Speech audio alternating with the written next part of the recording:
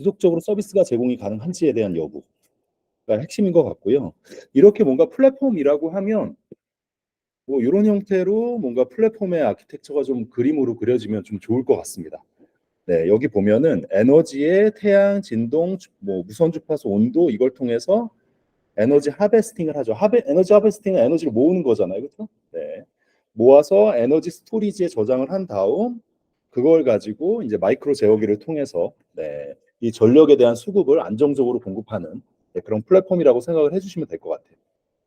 그래서 이렇게 플랫폼, 기술, 아키텍처 뭐 이런 것들은 이런 아키텍처를 좀 그려주시고 사실 정말 그 날카로운 기술 키워드들이 들어가야 돼요. 네. 그래서 전력 관리 뭐 이렇게 약간 좀 이렇게 집중하는 애들도 좀 필요하고요. 전력 제어, 뭐 하베스팅 이런 키워드들이 좀 들어가야 사실 문제에 좀 더 집중할 수 있는 네, 그런 답안이 될 것 같습니다. 그래서 여기도 보면 정의 쓰시고 이렇게 네, 플랫폼 네, 거의 지금 보면은 그 해설집이랑 거의 동일하게 하셨어요. 물론 그림은 조금 부족하긴 하지만 네, 잘 쓰셨습니다. 네, 여기도 마찬가지로 이건 정원홍님 것 같은데 네, 에너지 하베스트 이렇게 네, 조금 더 집중, 전력 관리 안정화 이런 애들, 상황인지 관리 제어 이런 애들이 좀 들어가야 이 원래 어떻게 보면 그 취지에 맞는 네, 답안 구성이 될 것 같아요. 요 지금 들어가 있는 이 모음 답안들 좀 참고하시고요. 안티포렌식은 저희가 포렌식을 실제로 좀 깨는 네, 그런 부분이잖아요. 근데 이제 포렌식 같은 경우는 다들 잘 아시겠지만 보안에서도 보안 출제 그 기준에서도 아예 포렌식이라고 다 있어요. 네, 그렇기 때문에 이 안티 포렌식까지 확장해서 좀 봐주시면 좋을 것 같고 포렌식 기술은 데이터 삭제 기술과 데이터 은닉 기술이 있습니다. 데이터를 아예 삭제하든지 아니면 데이터를 은닉하든지 그러니까 약간 이런 관점으로 생각하시면 좋을 것 같아요. 제가 지금 집에 컴퓨터에 굉장히 뭔가 남들이 보면 안 되는 파일이 숨겨져 있다고 한번 생각해 보세요. 네. 그거를 이제 누군가 포렌식을 하려고 해. 그럼 난 어떻게 해야 할까? 네. 그런 측면에서 데이터를 삭제하거나 아니면 은닉하려고 이제 시도하시겠죠. 네. 그런 측면에서 삭제 기술은 디가우징, 와이핑, 그리고 증거 데이터 자동 삭제 뭐 이런 기술들이 있네요. 그리고 데이터 은닉 및 변조 기술은 네. 스테가노그래피 그리고 디스크 내 데이터 은닉, 데이터 암호화, 데이터 변조 네. 이런 것들이 있습니다. 네. 그래서 대응 기술도 간단하게 이렇게 나오면 좋을 것 같아요. 왜 그러면 우리는 포렌식 측면에서 이런 안티 포렌식 기술들이 발전하고 있으니 결국 이런 것들을 깨기 위해서 어떤 기술이 필요할까? 그래서 안티크레스 포렌식 대응 기술이 좀 나오면 좋을 것 같은데요. 가장 큰 게 이제 스테가노그래피 탐지, 네, 데이터 검색 및 탐지, 그리고 데이터 복구 측면에서의 대응 기술들이 있죠. 네. 그래서 여기 있는 것들을 뭐 다 알지는 못하더라도 네, 몇 개 정도는 좀 가져가시면 좋을 것 같습니다. 네. 적어주신 거 보면 기술이고 이렇게 네, 디지털 포렌식을 깨는 안티 포렌식 같은 것들이 있다라는 부분으로 답안을 구성해 주셨고 안티 포렌식의 대응 기술을 이제 3단락에 이런 형태로 네, 표현을 해주시면 좋겠네요. 다 비슷한 것 같아요, 답안은. 자, 지능형 반도체인데 지능형 반도체는 사실 좀 더 포괄적으로 여쭤본 거기는 해요. 네, 근데 지능형 반도체 하나에 좀 꽂혀서 좀 기술을 해주신 분들이 있기는 한데 문제 출제 어떻게 보면 초점은 지능형 반도체의 큰 범주에 대해서 알고 있는지를 설명하려고 하는 겁니다. 그러니까 결국에는 AI에 사용되는 그 지능형 반도체의 요소들은 뭐가 있고 네, 유형들은 뭐가 있고 그런 것들을 명확하게 좀 알고 있는지를 구분할 수 있는지를 좀 살펴보려고 한 거고요. 인공지능 기능이 최적화된, 그러니까 인공지능에 활용하려고 하는 반도체인 거예요. 네. 그래서 새로운 패러다임의 반도체라고 얘기하고 있고요. 보면은 반도체는 크게 메모리와 시스템 메모리도 반도체로 나뉘게 되잖아요. 비메모리. 그래서 인공지능 반도체 활용 목적은 사실 메모리는 그냥 저장이고요. 네. 여기는 이제 연산 처리하는 게 핵심입니다. 네. 그래서 사용 환경은 서버랑 디바이스에 이제 하게 되는데 아마 대표적인 게 뉴모로픽, GPU, FPGA, 뭐 AS, IC 이런 것들이 있죠. 네, CPU나 뭐 네, 이런 것들도 일부 사용되긴 하지만 성능이 떨어지고 그래서 이런 것들에 대한 설명을 조금 더 포괄적으로 이렇게 설명을 해주시면 좋았을 것 같아요. GPU에 대한 설명, 병렬 처리 최적화한다. 여기서는 그리고 FPGA나 ASIC보다는 낮은 전력을 활용한다. FPGA는 아예 초기 개발비가 저렴하지만 실제 CPU와 병렬 작동이 용이하다. 이런 특징들 몇 가지. 왜 그러면 최근에 이 AI 반도체에 관련된 기사들이 조금 나오고 있어요. 그래서 관련된 문제들이 좀 출제가 될 수 있어서 적어도 GPU, FPGA, 이후 AS, IC 정도의 그 토픽들은 좀 가져가셨으면 해서 제가 출제를 했고요. 이것들과의 차이점. 네. 예를 들자면 GPU는 낮은 전력, FPGA는 연산 속도가 좀 느리다는 거, 그리고 ASIC 같은 경우에는 비싼, 효과는 빠르지만 초기 비용이 제작 비용이 비싸다. 이런 것들의 차이점들을 가지고 혹시나 여기 좀 나오게 되면 문제가 나오게 되면 이런 것들을 3단락에 적어주셔도 좋고 이런 것도 물어보지 않아도 그래 주시면 좋을 것 같습니다. 핵심 기술은 뭐 고성능, 초전력, 뭐 로우 코스트 이런 것들이 있는데요. 오늘 적어주신 HBM 뭐 이런 걸 적어주셔도 괜찮죠. HBM 같은 거는 적층 구조로 이렇게 쌓아가지고 사실 인공지능 반도체에 활용되는 기술이잖아요. 잘 적어주셨어요 오늘. 여긴 3단락에 뉴머로픽 반도체를 좀 언급을 해줬네요. 이렇게 언급을 해주셔도 좋습니다. 잘 적어주셨어요. 이게 출제 의도랑 딱 맞았어. 그래서 1세대, 2세대, 3세대, 4세대로 나눈다. 나뉘고 이렇게 연산 처리가 빠르고 이렇게 출제 의도랑 잘 맞았기 때문에 제가 모음답안을 올려놨습니다. 이거는 제가 아까 말씀드렸다시피 해외 10대 뉴스로 이제 전자신문에 설정을 했는데 AI 반도체 전쟁이라는 기사가 나왔어요. 그래서 이 기사가 그러니까 해외의 10대 뉴스로 이제 전자신문에 선정이 됐기 때문에 이 AI에 관련된 내용들이 좀 출제가 되지 않을까 싶어서 출제를 했습니다. 랭체인이라는 건 결국엔 저희가 그 초대 규모 모델, 그러니까 좀 더 정확하게 얘기하면 파운데이션 모델을 좀 더 활용하기 위한 그 기술들을 제공하는 SDK 프레임워크 뭐 이런 거죠. 그렇기 때문에 SDK 프레임워크라는 얘기가 꼭 나와야 될 것 같고요. LLM이 나와야 돼요. 라지 랭귀지 모델을 지원한다. 이런 내용들이 좀 나와야 되고 이 랭체인이라는 게 SDK잖아요. 프레임워크이고 그러면 요게 좀 설명이 돼야 될 것 같아요. 여기. 그러니까 상단에 어플리케이션이 있고요. 벡터 데이터베이스 소스가 있고 이 랭체인의 프레임워크에는 에이전트와 메모리, 뭐 콜백, 모델 인아웃, 그리고 체인, 뭐 데이터 커넥션 이런 애들로 구성이 되어 있어요. 그리고 이 오른쪽에는 워드 임베딩, 라지 랭귀지 모델 같은 이런 주변 요소들이 좀 있고요. 그래서 핵심은 이제 이 가운데 있는 이 I인데 얘가 어떻게 보면 이 요소들을 통해서 이제 라지 랭귀지 모델을 훨씬 더 활용하기 좋게 만들어 주는 거죠. 그래서 라지 랭귀지 모델의 파운데이션 모델을 좀 더 잘 활용하기 위한 프레임워크의 확장판으로 나올 수 있을 것 같아서 출제를 했습니다. 개발 툴이라서. 그래서 이 내용들은 좀 봐주시면 될 것 같고요. 자, 데이터 마이닝도 아예 이렇게 적혀져 있어요. 저희 출제 기준에. 정형 데이터 마이닝, 비정형 데이터 마이닝 아예 이렇게 적혀져 있어요. 그래서 이 개념을 알고 있어야 소설이라도 쓰실 수 있으시잖아요, 정확하게. 그래서 제가 출제를 한 거고요. 이거는 정형은 대용량 데이터에서 의미 있는 패턴이 중요합니다. 정형화된 데이터죠, 당연히. 마이닝이라는 건 의미 있는 패턴을 발견하기 위한 기법인 거예요, 마이닝이. 그래서 정형 데이터 마이닝은 구조적이고, 그리고 구조적인 데이터 안에서 의미 있는 패턴을 발견하는 거라고 하면 비정형 데이터 마이닝은 문서, 영상, 음악, 텍스트, 대단히 텍스트 같이 구조화되어 있지 않은 여기가 이게 핵심이에요. 구조화되어 있지 않은 이게 비정형의 뜻이잖아요. 되어 있지 않은 데이터에서 의미 있는 패턴 이게 마이닝의 이제 정의잖아요. 이렇게 활용하는 기술 이렇게 나와주시면 좋을 것 같습니다. 그래서 정형 데이터 마이닝은 우리 분류, 예측, 추적, 연관 분석들 하잖아요. 그리고 분집 분석들 하고 대표적인 게 아마 연관 분석이었던 것 같아요. 아니면 신경망 분석 같은 것들 할 수도 있고요. 그런 것들이 이제 기준이 되고요. 그 비정형 데이터 마이닝은 텍스트, 웹, 오피니언 마이닝 이 얘기가 좀 들어가야 돼요. 이 세 가지. 적어도 오피니언 마이닝은 저희가 이제 뭐 리뷰나 이런 걸 뭐 평가 뭐 이런 걸 보려고 하는 거잖아요. 그래서 이런 것들이 이 두 가지 키워드가 좀 들어가야 된다라는 말씀 좀 드립니다. 그리고 주요 기법이 조금 달라요. 그래서 네. 사회 연결망 분석도 있네요. 네. 이게 문제가 확장되면 비정형 데이터 마이닝의 사회 연결망 분석도 이제 나올 수 있어요. 네. 왜냐하면 지금 비정형 데이터 마이닝을 아예 낸다고 했잖아요. 네. 그래서 여기는 조금 정리하실 때 좀 더 깊숙이 좀 보시면 좋을 것 같아요.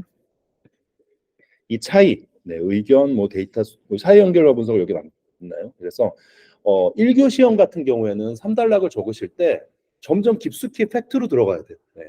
이렇게 지금 보면은 위에서 정형, 비정형을 물어봤고요. 그 차이점들 기술했잖아요. 그런데 그 차이점 중에 기법적인 차이가 있잖아요. 그럼 그 기법적인 차이 중에서도 비정형 내에서의 이 대표적인 차이인 오피니언과 사회 연결과 분석을 여기서 비교하고 이 정도는 비교가 돼야 확 한 7점 정도를 찌르면서 들어갈 수 있거든요. 네. 그래서 꼭 2단락에 언급된 기술을 좀 더 심도 있게 파주거나 아니면 2단락에 언급된 기술 옆에 있는 걸 써주거나 이렇게 해주시면 좋아요. 네. 뭘 막 이렇게 막 억지로 생각하시려고 하시지 말고. 네. 그래서 여기 군집 분석이나 뭐 추정 이런 걸 연구를 해도 되고요. 아니면 여기서 정형 데이터 마이닝의 연관 분석을 조금 더 깊숙이 설명을 해주셔도 돼요. 여기서 3단락에. 네, 기술은 좀 그래야 된다라는 말씀 드리고요. 자, QoS도 좀 큰 관점에서 정리하고 가시라고 제가 출제한 문제입니다. QoS는 크게 QoS 관리 기술과 보장 기술이 있다고 얘기했고 측정 요소 여기 있다 했잖아요. 그래서 제가 뭐 1교시용으로 조금 문제 출제를 좀 해드리기는 했는데 이럴 경우 좀 압축해서 네, 답안을 좀 쓰셔야겠죠. 네. QoS의 기술은 큐잉, 폴리싱, 쉐이핑이 있는 거예요. 네.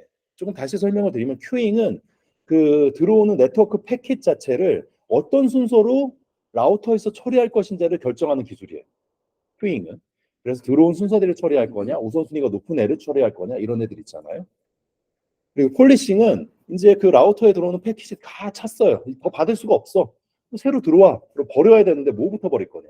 랜덤하게 버릴 거냐? 아니면 먼저 들어온 것부터 버릴 거냐? 강제적이잖아요, 되게. 네. 그리고 쉐이핑은 막 들어왔는데 버리기는 아까우니까 바구니에다가 버킷. 네. 버킷이 그 뭐죠? 저희 그 라켓스라는 표현은 너무 네, 너무 저렴하네요. 네. 양동이? 네. 양동이에 네, 담아놓고 네, 나중에 이제 쓰는 거예요. 네. 그렇잖아요. 그래서 버킷이라는 단어를 쓰잖아요. 네. 그리고 QS의 보장 모델은 굉장히 유명해요. 이거는 인트서브, 디프서브, MPLS. 그렇죠? 네. 인트서브 같은 경우에는 길을 터주는 거, 대통령 차 지나가듯이. 그래서 그 길을 예약하는 거고요. 디프서브는 태그를 달아준다고 했잖아요. 그래서 IPv4 버전 4 기준으로는 TOS라는 그걸 보고 거기 안에 필터를 보고 이제 확인하는 거. MPLS는 그냥 이계층에 사실 그 전용망을 깔아주는 네, 그런 기술이라고 생각하시면 될 것 같습니다. 네, 그래서 여기 있는 것들 다 설명드린 거. 그 관점에서 이렇게 간단하게 그 형태로 이달락에 정리해 주셨으면 좋았을 것 같아요. 네, 패스하고 리저브하고 이렇게 네. QoS, DSCP 이런 애들을 구분한다. 네, 네, 그 지표는 이런 게 있다. 봐주시면 되고요. 아까 얘기한 대로 IPv4 기준으로 TOS에 요걸 가지고 DTRC로 구분을 합니다. 네. 네, 여기 잘 되어 있는 답안이 있으니까 이거는 1교 시험은 아닌데 한번 쭉 보시면 좋을 것 같아요. 그러면 이게 서술을 할 때 내가 어떤 기준으로 서술을 하면 어떤 거에 포커싱 맞춰 서술을 하면 좋을지를 이걸로 좀 보시면 될 것 같습니다. 그리고 제가 1교 시험을 좀 더 출제를 하려고 했는데 이게 자리가 안 나가지고 고르고 골라고 골랐는데 이제 미처 출제를 못한 문제수 제안으로 셀룰러 통신은 저희가 CITS 규정이 결정이 됐다고 했죠. 네. 그래서 출제 가능성을 넣었고요. 피놉스는 이제 클라우드가 돌고 돌고 돌면서 다 나왔어요. 네. 클라우드의 기본 서비스와 배치 모델 그리고 뭐 저희 뭐 보안 요소들 뭐 이렇게 뭐 돌고 돌고 다 나왔는데 이제 그 뭔가 운영 기술 쪽에서 오토 스케일링 같은 것들이 나왔었잖아요. 그래서 이제 운영을 얼마나 클라우드는 최적화할 수 있을지 이런 관점에서 피놉스 같은 이렇게 돈을 예산을 최적화할 수 있는 그런 것들이 나오지 않을까 라는 측면에서 넣은 거고요. 오픈랜 같은 경우에는 이제 전에도 말씀드렸다시피 그 저희가 그 뭐죠? 네, 중계기를 굉장히 주파수가 고대역대의 주파수 28GHz 이런 대역대를 쓰려면 직진성이 강해져서 벽을 못 뚫는다고 얘기했잖아요. 그래서 중계기를 곳곳에 설치해야 되는데 한 브랜드에 어떻게 보면은 네트워크 장비만 계속 이렇게 하면 그 브랜드 사이에 어떻게 보면 락인이 되니까 그런 것들을 피하기 위해서 그 저희 SDN처럼 이렇게 분리한 거죠. 소프트웨어와 하드웨어를 분리해서 오픈랜 형태로 이제 하게 되는. 이것도 기사에 나왔기 때문에 제가 지금 넣어놓은 겁니다. 6G도 지금 6G에 관련된 걸 이제 개념들 물어보고 뭐 UAM 뭐 그 지난번에 출제한 저희가 근거리 위성 통신 뭐 이런 것도 다 얘기했는데 결국에는 이제 무선 통신 기술들을 이제 막 물어보지 않을까 싶어서 네, 여기 추가해 놨으니까 네, 이것도 한번 쭉 보고 가세요. 다 외우지 마시고 쭉 보시면 아마 대충 알고 미모인데 어드밴스드 미모 네, 이렇게 네. 테라헤르츠 기술 뭐 이런 식으로 네. 그러면 몇 개만 딱 들어가도 굉장히 신뢰 있어 보이거든요. 네. 보시면 좋을 것 같습니다. 네. 최근에 이런 어떤 이런 어떤 딥러닝, 심층신경망이나 이런 것들을 최적화해서 어떻게 보면은 경량화하는 그런 노력들이 지금 조금 화두가 되고 있어요. 그래서 그런 경량화 측면에서 이 두 가지 기술들이 있는데 이 두 가지 기술들을 좀 알고 가셨으면 해서 제가 출제를 했고요. 네트워크 프루닝과 심층 압축이 있습니다. 제가 얘기하는 혹시 오늘 모르셨더라도 그 키워드만 좀 가지고 가시면 이렇게 뭔가 여기 경량화 얘기가 나왔을 때 프루닝과 심층 압축해야 돼. 네, 이렇게 좀 써주시면 좋을 것 같아요. 간글에라도. 네. 그래서 초대 규모 심층 신경망 GPT-3 뭐 지금 4까지 나온 상황이지만 정확도 향상 요구 이런 기술이 발전했는데 하드웨어의 요구 사항 점점 크게 되잖아요. 연산량도 늘어나고 그러다 보니 어떻게 보면은 얘를 좀 경량화해가지고 어떤 디바이스에도 좀 사용이 가능할 수 있도록 네, 해야 되는 노력들이 지금 나오고 있어요. 그래서 지금 왜 그러냐면 이런 소규모 스마트워치나 혹은 아니면 휴대폰에 AI 반도체 칩이 들어가고 거기서 연산이 이루어지는 형태가 지금 발전하고 있거든요. 그러면 걔네들이 연산되는 것뿐만 아니라 실제 거기에 들어가는 모델들, 네, 이거 모델을 최적화하기 위한 기술들도 같이 최적화돼야 되잖아요. 네, 그래서 이제 이런 경량화 기술이라고 생각해 주시면 좋을 것 같고요.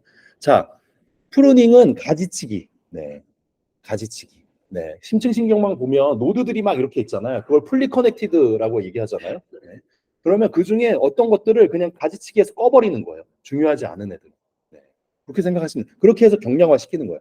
풀리 커넥티드를 다 연산해가지고 계산하면 예를 들면 우리가 그렇잖아요. 심층신경망은 값들이 데이터들이 쭉 들어오면 걔를 가중치랑 곱해가지고 그렇죠. 그 다음에 우리가 바이어스를 더해서 이제 계속 그게 이제 계산을 해가지고 짠 결과가 나오는 건데 이걸 풀리 커넥티드로 다 해버리면 굉장히 무거워지잖아요. 그러니까 정말 임팩트가 있는 애만 두고 나머지 끄자 네, 라는 부분이에요. 가중치 제거, 네, 뭐 재학습 이런 애들. 그래서 그런 측면에서 하나 가져가 프로닝 가지치기 끄는 거다. 네. 심층 압축 이거는 오늘 똑같이 써주신 분들도 있으시더라고요. 네, 양자와 허프만 코딩의 핵심. 네, 그래서 심층 압축은 양자와 허프만 코딩이 핵심이다. 네, 그래서 여기 보면 이 그림이 참 좋은 것 같아요. 신경망을 학습하고 가중치를 일정값 이하의 가중치를 제거하는 거죠. 가중치 제거한다는 얘기는 그 노드를 해당되는 노드를 꺼주는 거예요. 네. 그런 다음에 재학습 이후에 가중치를 제거하고 가중치 군지 코드를 생성하고 가중치 코드에 따른 가중치를 양자화한 다음 그다음에 재학습하는 이 과정들을 거쳐서 마지막으로 허프만 코딩 저희 알고 있는 그 허프만 코딩 맞아요. 네. 그 허프만 코딩을 통해 가지고 최적화시킨다. 네. 봐주시면 될 것 같아요. 그래서 심층 압축 뭔가 줄여야 될 거잖아요. 이 프로그램을 줄여야 된다고 생각하시면 될 것 같아요. 네. 인공지능 모델 자체를 줄여야 되는데 우리가 뭔가 연산에 사용되는 것들 중에서 뭔가 그 일정 값 이하, 그러니까 조금 성능이 덜 나오는 가중치 값들을 꺼버리는 거, 노드를 끈다고 생각하시면 되고 그 끈 거에서 끝나는 게 아니라 양자화 시킨 다음, 코드화 시킨 다음에 허프만 코딩으로 압축을 해가지고 최종적인 걸 만들어낸다라고 봐주시면 좋을 것 같아요. 네. 오늘 뭐, 네, 이분은 제가 이거 보고 너무 감탄을 했어요. 야, 네, 알고 있었던 것 같아. 내가 이거 낼지. 네. 키워드가 다 있거든요. 불필요한 파라미터 삭제. 네. 가지치기, 모델 분석에서 중요도를 도출하고 가지치기를 하고 경량 모델을 만들어서 최적화한다. 네. 그리고 심층 압축에서 네. 알고리즘 양자화 기법을 활용해서 압축한다. 이걸 어떻게 알았는지 모르겠어요. 네. 양자와 허프만 코딩해서 무손실 압축 알고리즘을 통해서 한다. 그리고 4단락에 시장의 요구사항은 경량화를 요구하고 있고 전문가 알고리즘 통해서 시장을 대응해야 된다. 예. 16점을 안 줄 수가 없었어. 네. 네. IDC인데요. 디지털 재난이 최근에 이런 데이터 센터 이런 재난들이 있었잖아요. 네. 그래서 그런 것들을 좀 한판 정리하고 계시라고 제가 3교시에도 데이터 백업 관련된 내용들을 냈지만 그런 관점에서 출제를 한 겁니다. 결론은 이런 것 같아요. 사회적이나 침해 사고 등 기술적 오류가 원인이 돼서 물리적인 기술적 결함이 발생을 한 거예요. 그래서 데이터 센터가 다운이 되거나 뭐 이렇게 된 거고요. 물리적이라는 얘기는 화재가 일어나서 아예 뭐 회선이 차단됐다거나 그리고 그래서 국민의 생명, 재산과 국가의 사회적 피해가 있는 게 이제 디지털 재난이라고 정의하고 있습니다. 네. 그래서 원인은 뭐냐라고 했을 때 전자적 침해, 자연재난, 뭐 사회재난 이런 것들 잘 적어주신 것 같아요. 오늘 이 도입부랑 이런 건 진짜 다 잘 적으셨어요. 네. 그래서 대응 방안이 중요하죠. 그래서 데이터 센터의 안전성, 생존성을 강화하는 측면에서 체계를 강화하고 전력 공급의 연속성, 네. 뭐 이런 것들을 강화하는 게 되게 중요하죠. 네. 데이터 센터 안정성, 제도 개선 및 기술 개발 네. 이런 것들이 있고요. 대응력 보건력을 제고하고 뭐 위기 관리 시스템, 관리적인 측면인 거죠. 이런 것들이 네, 들어가면 좋고 자 문제는 3법 개정안인데요. 이렇게 법을 물어보면 웬만하면 들어가지 마세요. 네. 왜 꿋꿋이 나는 법을 만들려고 하시는지 모르겠어. 네. 우리 입법기관이 아니잖아요, 여기는. 네. 네. 웬만하면 피하셔야 된다. 네. 그런데도 오늘은 어느 정도 소설처럼 잘 쓰셔가지고 그렇게 했는데 일단 세 가지만 알고 갈게요. 방송통신발전법, 정보통신망법, 전기통신사업법 세 가지. 네. 네, 이거를 뭔가 이거를 조까지는 외우실 필요는 없으시더라도 이 세 가지고 그 내용이 뭐냐라고 하면 방송통신발전법에는 재난관리 대상 사업자 선정 기준이 그 안에 들어가 있어요. 마련을 한 거예요 이제. 데이터 센터의 중요 통신 시설의 지정을 근거로 마련한 거예요. 방송통신발전법에서는 정보통신망법에서는 보호조치 의무 대상을 선정하고 신규 추가 자가 사업자 의무 대상 기준들이 여기 나왔어요. 다 우리 이제 사고가 터지니까 이거를 뭔가 보완하기 위해서 이제 개정들을 다 하는 거잖아요. 전기통신사업법에는 안전성 확보 의무 네, 이런 것들을 지정한 거예요. 다 외우려고 하지 마시고 법 3개 정도는 가져가셨으면 좋겠고요. 꼭 그런 게 아니더라도 뭔가 이런 재난, 뭐 사고, 뭐 대응 방안 뭐 이런 것들이 있을 때 전기통신망법 혹은 방송통신발전법에 의해서 이런 안전 설치에 대한 그 근거들을 마련하고 있다. 단글에 이렇게 해가지고 밑줄 쫙 네, 그어주시면 일단 신뢰가 생겨요. 그 사람 답안에. 네. 그럼 다른 내가 부족한 것들을 커버할 수 있거든요. 꼭 가져가시면 얘는 시사 토픽, 트렌드 토픽이기 때문에 꼭 이거는 좀 챙겨가셨으면 좋겠어요. 네. 아, 잘 쓰셨어, 잘 쓰셨어. 네. 홍수 지진 화재 정전 기술적 관점 대응 방안인데 이거를 PDCA랑 엮어가지고 썼어. 네. 둘둘301. 그래서 되게 신뢰가 있는 거죠. 표준에 엮어서 이렇게 썼으니까. 네. 이거 방송통신법 이거 알고 계셨던 것 같아요. 네. 네. 3번은 편향성 이것도 중요해요. 왜 그러면 우리가 인공지능 윤리라는 걸 아예 내겠다고 지금 하고 있거든요. 출제 기준 보면. 이 편향성도 되게 중요하고 인공지능이 헛소리하는 걸 뭐라고 하죠? 네, 할루시네이션 이제 다 아시잖아요. 그렇죠? 네. 그런 측면에서도 그 할루시네이션을 사실 방어하기 위한 네. 생성형 인공지능 젠 AI의 실제 이 어떻게 보면 단점을 방어하기 위한 측면에서 이 젠 AI와 그러니까 상승형 AI와 연결이 되어 있는 거라고 봐주시면 될 것 같습니다. 네. 그래서 개발 프로세스 구조를 얘기한 이유는 이 개발 프로세스 구조에 따라서 편향성이 그 안에 들어갈 수 있는 여지들이 있기 때문에 이 데이터 준비, 모델링, 검증, 배포 이 단계에서 다 편향성을 해결하기 위한 노력들이 들어가야 된다라는 그런 관점이었어요. 네. 그래서 프로세스는 데이터가 들어오면 그걸 가지고 훈련하잖아요.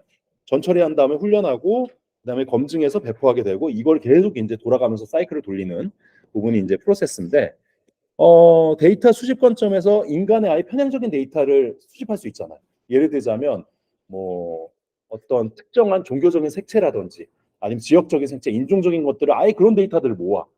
그러면 이게 편향성이 들어갈 수밖에 없잖아요. 네. 그런 것들. 그래서 데이터 표변이나 숨겨진 편향 이런 것들을 잘 걸러주는 게 중요합니다. 데이터 수집 단계에서도. 네. 그리고 프로세스 관점에서도 롱테일이나 고의적 편향, 네. 해킹 공격이나 아니면 특정 범주가 너무 길어지니까 그 데이터가 데이터를 수집했는데 어떤 특정 주제 대다수의 데이터는 해결했지만 정말 이렇게 쭉쭉쭉 가다 보니 정말 작은 주제에 한해서는 편향 데이터가 들어갈 수 있으니 이런 롱테일 편향도 고려해야 한다라는 부분입니다. 그래서 이런 것들을 신뢰성 확보하기 위해선 사실 이것도 말 만들어내기 나름이죠. 구현 환경 조성하고 활용 방안을 기반 마련하고 건전한 의식 확산 뭐 이런 것도 있는데 앞에 굳이 인공지능 프로세스를 만들었으니까 얘기했으니까 그 프로세스에 맞춰서 데이터 관점에서 뭘 해야 되고 프로세스 관점에서 뭘 해야 돼 학습 관점에서 뭘 해야 되는지를 언급해 주는 것도 괜찮을 것 같습니다. 네, 넘어갈게요. 네, 모음 답안 있으니까 쭉 한번 보시면 좋을 것 같습니다. 다 기술사님들 답안이 딱 있네다. 네.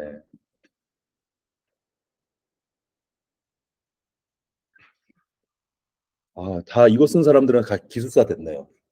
네, 모음 답안으로 올라온 사람들. 네. 자, 3번 마지막 이제 3교시고요. 파이프라인 해저드. 이게 나온다 했는데 아직 안 나왔죠. 아마 그래서 이제 그 서상현 기술사님이 낸 것 같은데요. 이것도 이제 준비해야 되는 토픽 중에 하나죠. CA 중에 뭔가 다 할 수는 없으니까 전략적으로 가져가야 되는 것들이 있고요. 세 가지 유형, 네, 다들 알고 계시죠? 구대제잖아요. 네. 그래서 구대제 이렇게 그러니까 파이프라인 구성에 따른 유형들을 이렇게 쭉 설명해 주셔도 좋고요. 너무 무거워지니까 물어보지 않으면 이 파이프라인에 대한 유형들은 좀 생략하셔도 괜찮아요. 우리가 지금 여기서 문제에서 물어본 건 이 파이프라인 해저드의 세 가지 유형 그리고 해결 방안을 물어봤기 때문에 그걸 이제 적어주시면 되죠. 구조적, 데이터, 그리고 제어 해저드. 네, 해저드. 자, 파이프라인 해저드라는 건 뭔가 성능 향상을 위해서 이 전체적인 절차들을 사실은 이게 적층으로 쌓아서 병렬로 쌓아서 시간을 단축하려고 한 성능을 이제 확장시키려고 한 건데 오히려 이런 여러 가지 구대제 때문에 사실 성능이 하락하는 일들이 생겨. 네, 그게 이제 파이프라인 해저드죠. 구조적 해저드는 이제 메모리를 동시 참조해야 되는 상황들이 생기기 때문에 그래요. 네. 그래서 이제 해결 방안이 폰노이만 구조를 구조적 문제 때문에 생기니까 하바드 아키텍처를 써야 된다. 뭐 이런 것들이 될 수도 있고, 네. 아니면 뭐 스톨 같이 기다려야 된다. 뭐 이런 것들 들 수도 있는 거죠. 데이터 해저드는 해당 데이터를 참조해야 되는 경우들이 생기는데 그게 아직 처리 전이거나 네, 이런 문제들 때문에 생기게 되고요. 크게는 세 가지가 있죠. 네, RAW, WAW, WAR 이 세 가지의 유형들이 있습니다. 그래서 데이터 해저드가 나오게 되면 이 세 가지는 꼭 언급을 해주셔야 돼요. 네. 그 제어 해저드는 어떻게 보면 명령문의 실행 그 단계에서 분기문이 발생해서 이제 해당되는 것들을 다 뛰어넘어서 이제 가게 되는 거잖아요. 그래서 그런 부분이고요. 이 얘네들을 해결하기 위한 이제 방법으로 구대제 해저드 여기 이제 유형들이 있고 뭐 하드웨어를 구조적 해저드는 하드웨어를 추가한다든지 리소스 추가한다든지 아니면 메모리 인터리빙, 하바드 아키텍처 이런 기술도 쓸 수 있고요. 데이터는 마찬가지로 스토어 같은 걸 쓸 수 있죠. 네. 아니면 대기한다든지. 네, 제어 해저들도 스톨 같은 걸 쓰고 아예 분기를 예측해 가지고 한다든지 아니면 지연 분기한다든지 네, 이런 기술들을 써서 네, 처리할 수 있습니다. 자, 백업 지침도 마찬가지죠. 사고 하도 나니까 화재 일어나고 이러는데 막 그 고객들 데이터들이 다 들어가 있는 걸 백업을 안 해놓거나 적시에 실제 그게 사실 그 리커버리가 안 되면 큰 문제가 발생할 수 있잖아요. 어떻게 보면 카카오 같은 경우에도 그 적시에 리커버리가 안 돼가지고 문제가 됐던 사례 중에 하나잖아요. 그래서 그런 부분이고요. 주로 이제 이 절차와 지금 여기서는 백업 방식을 물어봤는데 절차는 이렇게 중요도를 파악해서 RQ, RPO라는 얘기를 써주시면 좋을 것 같아요. 네. 리커버리 타임 오브젝티브, 리커버리 포인트 오브젝티브. 그래 데이터의 복구 시점까지도 정해가지고 이제 할 수 있으니까 연관돼서. 그다음에 백업 대상 데이터 분석, 주기 및 보관 기간 설정하고 수행 시간을 결정하고 백업 방식을 결정한다. 네, 이 정도. 근데 오늘 다 잘 적어주긴 하셨어요. 네. 근데 RTO, RPO 정도는 좀 언급해 주시면 좋겠다라는 얘기를 좀 드리고요. 방식은 전체 백업, 전체를 다 백업하는 거죠. 선택된 데이터들을. 네. 그렇지만 이제 각 백업별 풀 커버리지 백업을 수행하기 때문에 뭔가 데이터도 저장해야 되는 데이터의 크기가 되게 늘어나고 이런 문제들이 생기고 증분 백업 같은 경우에는 변화된 데이터만 이제 백업 받는 방식이에요. 사실 백업 받는 시간을 단축할 수 있죠. 네.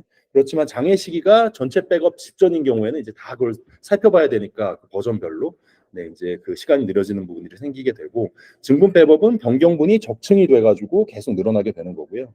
그래서 요일의 후반부로 갈수록 백업 시간이 증가하게 된다라는 부분들이 있습니다.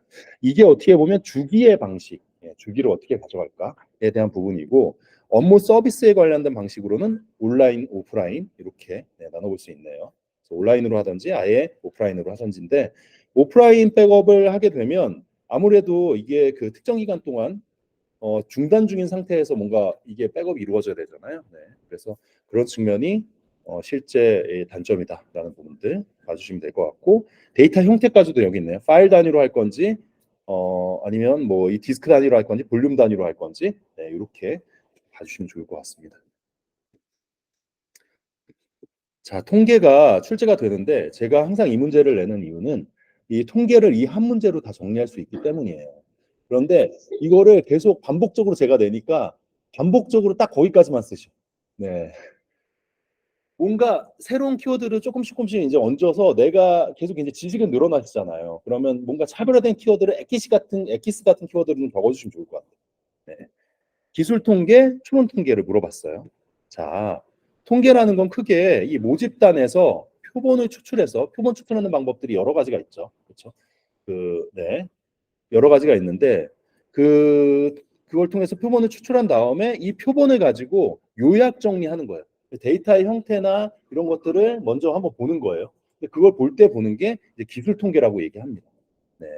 그래서 특성을 수치화해 가지고 보는 거고, 저희가 보는 뭐 파이 차트, 막대 그래프 이런 애들, 네.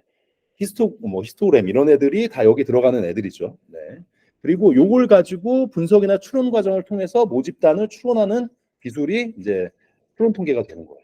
네. 비교를 하라고 했으니 기술 통계는 도표나 테이블, 뭐 시각화해 가지고 보게 되는 거죠. 그리고 추론 통계는 데이터를 비교, 가설 검증 이런 것들이 들어갑니다. 확률을 통해서, 확률 방법 등을 통해서 이런 것들이 들어가고요. 기술 통계와 추론 통계에 사용되는 기술 네 가지를 얘기하라고 했잖아요. 네, 뭐 제가 네 가지로 얘기를 하진 않았으나 오늘 이제 쓰신 거 보면 여기 문제에서 네 가지를 쓰라고 했어요. 중앙화, 평균값, 중앙값, 최빈값 이런 걸 볼 수도 있죠. 분산도 측면에서 표준편차 4분위수, 분포, 외도, 첨도 이런 걸 볼 수도 있고요. 그 그래프가 이렇게 있으면 정규 분포가 이렇게 있으면 이게 이렇게 어느 쪽으로 치우쳤는지를 보는 거죠. 첨도는. 그 외도가 네. 위아래가 첨도고요. 네. 빈도나 백분율 이런 것들을 볼 수도 있습니다. 네. 추정 기술은 우리가 점 추정, 구간 추정, 그리고 가설 검정, 차이 검정, 관계 검정. 우리가 어떻게 보면은 그 검정에 관련된 내용들이 여기 다 들어가 있어요. 네. 그래서 점 추정, 구간 추정은 점 추정은 딱 그 점, 그 값을 예측하는 거죠. 네. 구간 추정은 우리가 표준 정규 부분의 T 분포를 통해서 실내 구간 몇 퍼센트 안에 들어갈 확률 이런 걸 가지고 계산하는 거예요. 면적을 통해서. 네. 이런 구간 추정들이 있고요.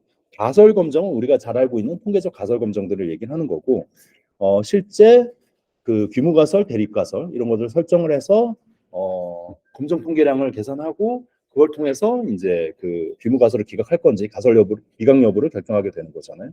이런 것들이 있고, 차이 검정이라는 거는 집단 간의 차이, 그러니까 한 집단에서의 전후를 비교하거나 두 집단과의 차이를 하거나 세 집단을 비교하거나 이런 차이들을 비교할 때 쓰는 것들이에요.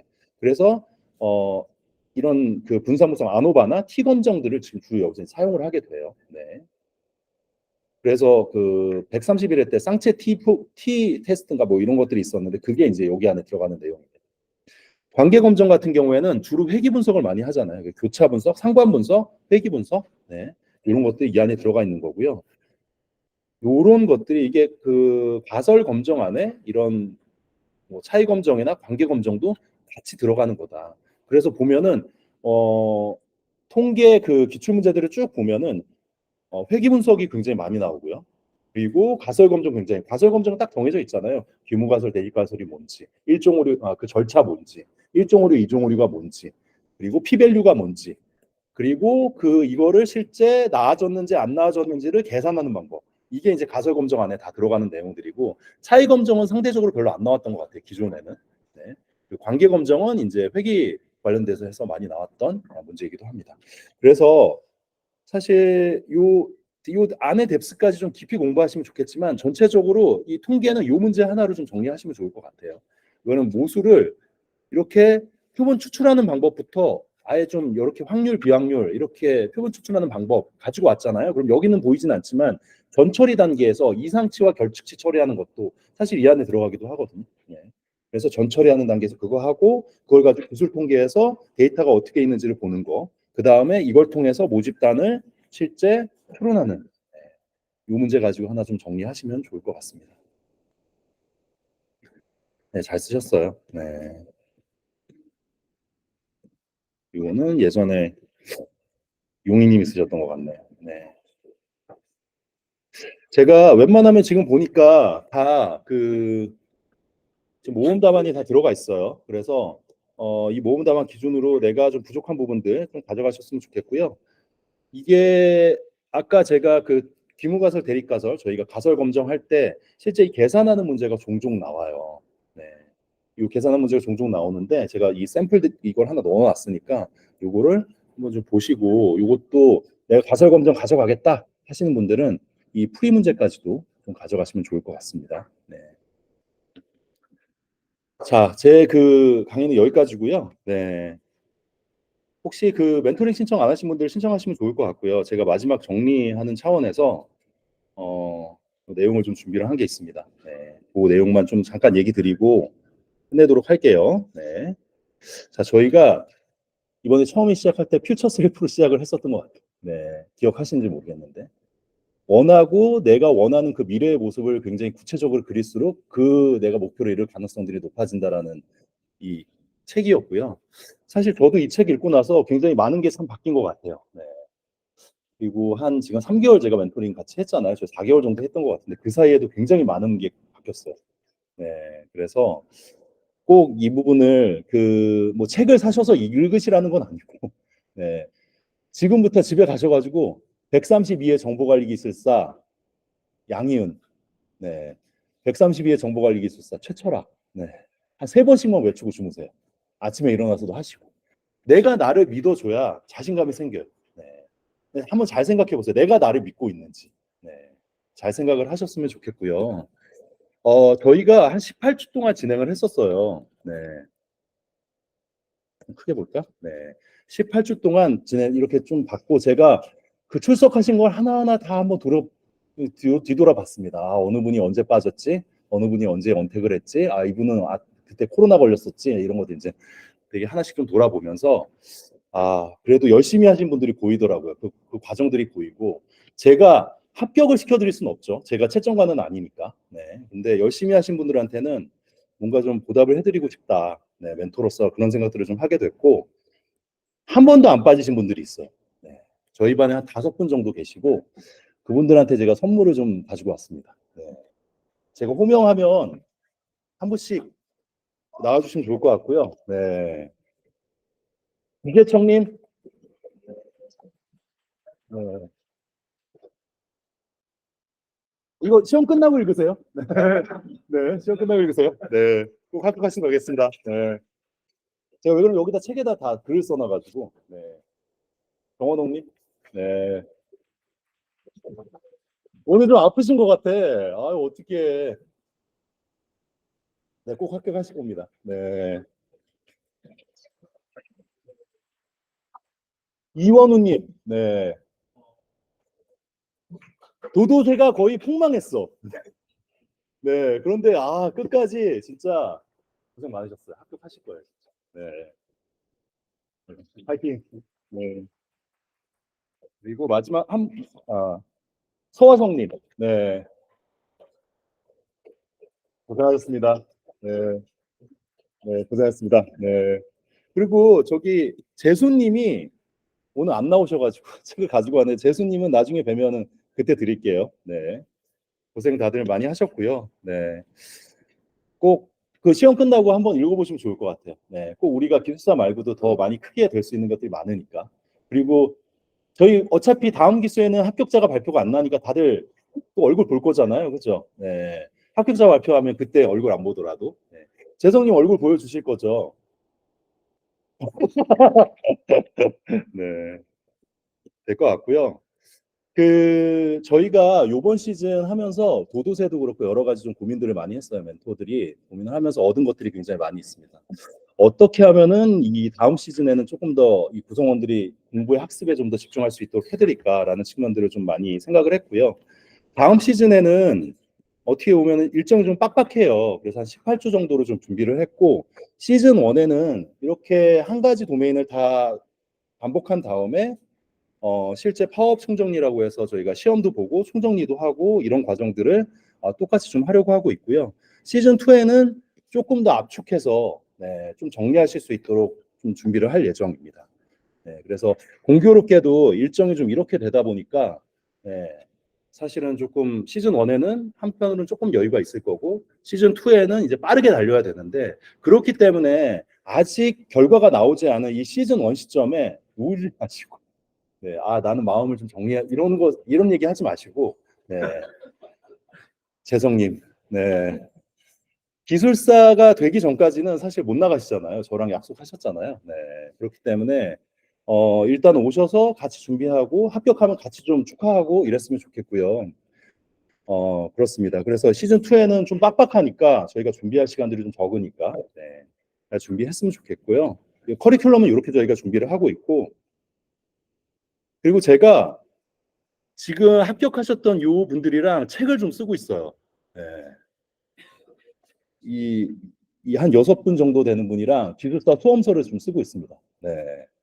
여기 아마 얼굴 다 나중에 읽으신 분들이잖아요. 그렇죠? 네. 이영태 기술사님, 박진원 기술사님 뭐 이렇게 해가지고 책을 쓰고 있고 아마 3월 초 정도 되면은 뭐 우리가 얘기하는 상 정도의 기본 토픽 정도는 정리가 돼서 나올 수 있을 것 같은데 네. 나올 수 있을 것 같은데 이거 이제 초안이고요. 네. 아마 그 기본 그 저희 BP반 분들한테 처음으로 공개할 수 있지 않을까 기대를 좀 해봅니다. 네. 그래서 이게 저희 서브 노트를 책으로 낼 생각이에요. 이렇게 내고 여기에는 이제 그 저자들이 다 강의를 다 찍어가지고 이런 QR 코드나 이런 거를 볼 수도 있고 아니면 이걸 누르면 바로 이제 유튜브 강의를 그 안에서 토픽 강의도 볼 수 있도록 할 예정이고요. 그래서 요거는 이제 온라인으로 배포하고 오프라인도 배포하고 온라인으로 할 때는 저희가 매번 이렇게 갱신해가지고 업데이트를 좀 드릴 예정이긴 합니다. 네. 그런 것들도 준비하고 있고요. 마지막으로 저희가 이 강의실에서 그리고 좀 한번 좀 지냈었잖아요. 네. 그런데 지금 이성수 멘토님이랑 고민들이 좀 있어요. 네. 그래서 조금 더 좋은 최적의 환경들을 좀 찾아보고 있고, 네. 그 최적의 환경에서 어떤 환경이 좋을까 지금 고민 중에 있는 부분들이 있습니다. 여기는 좀 결정이 되게 되면 저희가 공유를 좀 드릴 거고요. 그때까지는 이제 그냥 시험에 집중하고 계시고, 네. 뭐 등록 이런 거 뭐 상관없이 시험에 일단 집중. 나는 132회 뒤에는 끝은 없는 거예요. 이제 오늘 나가서는 공부에 집중하시고 시험 보고 오셔서 그때쯤 돼서 저희가 한번 공지를 한번 드릴게요. 네, 공지를 한번 하고 나면 그 시점에 이렇게 그 다음 커리큘럼에 맞춰서 진행하시면 될 것 같습니다. 네. 자, 이미 뭐 기술사가 될 자격들은 다 충분하신데 한 세 가지만 얘기하면 절대 포기하지 마시고요. 난 여기까지지 뭐 약간 이런 생각 전혀 하지 마시고 남들은 지금 포기하시면 기술사 전체를 포기하는 건 맞아요. 다음 시즌은 없어. 네. 여기까지 힘들게 오셨으니까 꼭 끝까지 가셨으면 좋겠고요. 자신감을 좀 가지세요. 자신감 떨어지면 저한테 연락 주세요. 네. 멘토님 제가 될 수 있을까요? 자꾸 어려운 토픽들이 보여요. 이러면 이성수 멘토님이나 저한테 꼭 연락을 주세요. 네. 제가 객관적으로 봐드릴게요. 네. 안 될 것 같아요. 네, 농담이고, 네. 남들이라고 뭐 특별한 게 없어. 다 똑같아. 네. 근데 저희 되게 열심히 준비했잖아요. 그렇죠? 네. 열심히 준비했기 때문에 충분히 자격들이 있으세요. 여기 계신 분들. 열심히 한 분 한 분 열심히 한 거 우리가 다 옆에서 봐왔어. 네. 그러니까 믿으시고 자기 자신을 믿고 꼭 그렇게 해주시면 좋을 것 같아요. 크게 보셨으면 좋겠어. 마지막으로. 네. 지금 굉장히 세세한 게 많이 보일 거예요. 오늘 멘토가 뭐 네트워크 뭐 프루닝 뭐 이런 거 얘기, 그거 공부해야 되는 거 아니야? 또 이제 FR 가면 이게 나온대. 그럼 또 이제 말 막 돌리면 오늘 그 귀가 얇으신 분 한 분 계신데 조원 형님이라고 안 나오셔가지고 제가 조원 형님한테 진짜 꼭 드리고 싶은 말씀인데 이거는 네, 이게 나올 것 같아요. 막 그리고 거기 또 그러지 마세요. 지금은 내 무기를 가지고 승부를 결대. 네. 오늘 보니까 충분해. 자격이 충분해. 네. 내가 알고 있는 그 지식 가지고 그냥 승부를 거세요. 뻔뻔하게. 어차피 소설 굉장히 잘 쓰시잖아. 이 정도면 뭐 작가 이상인데 뭐. 네, 다 하시니까 네, 잘 하셨으면 좋겠고 올해는 다들 다 기술사가 될 수 있는 해니까 자, 열심히 하셨으면 좋겠고요. 아, 이 메시지를 꼭 다들 좀 보셨으면 좋겠어요. 네, 이게 다 이렇게 딱 보시고 저랑 같이 통화하면서 한번 대차게 한번 물어봤으면 좋겠습니다. 네, 다 저한테 전화하셔서 막 우시는데 네, 저는 충분히 공감이 가거든요. 네. 여기에 이제 이거 지우고 이렇게 김도윤이라고 적어주세요. 김도윤님 뭐 정보관리기술사 필기 합격을 축하합니다. 이렇게 네, 하셨으면 좋겠고요. 오늘 고생 정말 그 17주 동안 고생 정말 많이 하셨고 오늘 꼭 멘토링을 하고 가나 하고 가지 않으시나 네, 정말 고생 많이 하셨고 다음 시즌에 꼭 다시 뵙기를 네, 바라겠습니다. 시험 잘 보세요. 고생하셨습니다. 혹시 그 이성수 멘토님 혹시 하실 말씀 있으신가요? 네. 네네. 선생님께서 잠깐 나오시죠. 네. 네.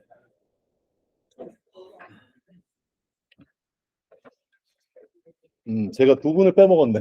네. 먼저 정말 17년 동안 정말 수고 많아요. 제가 잠깐 말씀드리면 제 딸내미가 중학교 3학년이라고 이번에 외고시험 사인을 했었거든요. 그거는 시험 끝나시고 말씀드릴게요. 근데 해보니까 저 시험 보는 거보다 더 많이 신경이 쓰였어요. 지금 믿기가 어려우시겠지만 물론 저도 예전 볼때 굉장히 진짜 노력도 많이 하고 기도도 많이 했었는데 지금 또 며칠 같이 뵀던 분들도 계시고 이번 시즌 처음 뵀던 분들도 계신데 정말 수고 많으셨으니까 그 노력 헛되잖아요. 저도 기도하고 정말 좋은 모습으로 또 제가 뵀을 때 합격하면 저희 아쉬운 걸 합격하면 또 저희는 계속 이제 면접 시험까지도 해드립니다. 까지 가고 면접 시험 합격할 때까지도 같이 가면서 실험 합격되면 술 한잔 진하게 했으면 좋겠습니다. 건강을 하시고요. 2주 동안 조금만 더 힘내시고 시험 잘 보고 오셨으면 좋겠습니다. 연락드리겠습니다. 감사합니다. 네, 소영 멘토님. 저 시험 볼 때 저는 1교시 끝나고 2교시 보고 나가려고 했거든요. 했을 때 네, 드리고 싶은 말은 어, 나도 어려운 상대방도 똑같이 어렵기 때문에 꼭 시험을 끝까지 다 보시는 걸 일단 반드시 보셔야 되고요. 그리고 가장 좋은 연습이잖아요. 시험 자체가. 그러니까 내가 잘 못 봤다 하고 가지 마시고 끝까지 시험을 보시는 걸 꼭 그렇게 해주시면 좋을 것 같습니다. 그냥 고생 많으셨고, 합격하시길 기원드립니다. 감사합니다. 고맙습니다. 네, 네, 고생하셨습니다. 네, 그러면 그 멘토링은 저희가 정리해가지고 공지할 테니까 그 전까지는 개인 공부하고 계세요. 네, 고생하셨습니다.